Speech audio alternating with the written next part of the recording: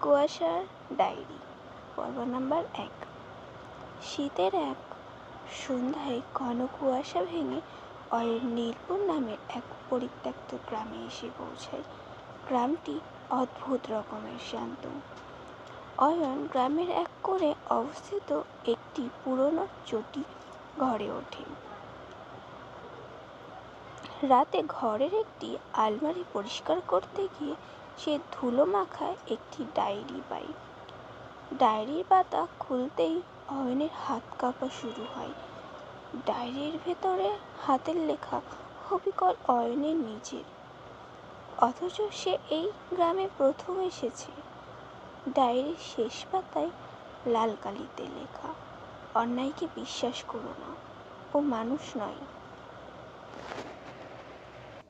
দৃশ্য: রাত গভীর হতেই অয়নের ঘরের জানলায় কেউ টোকা দেয়। ঠক ঠক ঠক ঠক ঠক ঠক। বাস্তবতা: বাইরে এসে অয়ন দেখে এক অপরূপ সুন্দরী তরুণী দাঁড়িয়ে আছে। কুয়াশার মধ্যেও তার চোখ দুটো জ্বলজ্বল করছে। মেয়েটি নিজের নাম বলে অন্যায়।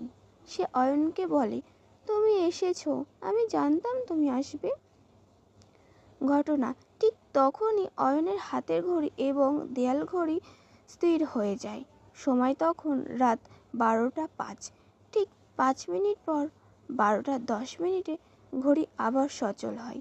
কিন্তু অন্যায় ততক্ষণে হাওয়া। কোথায় গেল? গল্পটি কেমন লাগলো কমেন্ট বক্সে আপনার মূল্যবান মতামতটা অবশ্যই জানাবেন। আপনার একটি কমেন্ট আমাকে পরবর্তী পর্বগুলো আরও সুন্দর করে তোলার জন্য অনুপ্রেরণা দেবে। পরবর্তী পর্বের আপডেট পেতে কলম ও কণ্ঠ পেজটি লাইক এবং ফলো দিয়ে রাখুন। বন্ধুর সাথে গল্পটি শেয়ার করতে ভুলবেন না। যেন সেরা অভিজ্ঞতার জন্য হেডফোন ব্যবহার করুন। ধন্যবাদ।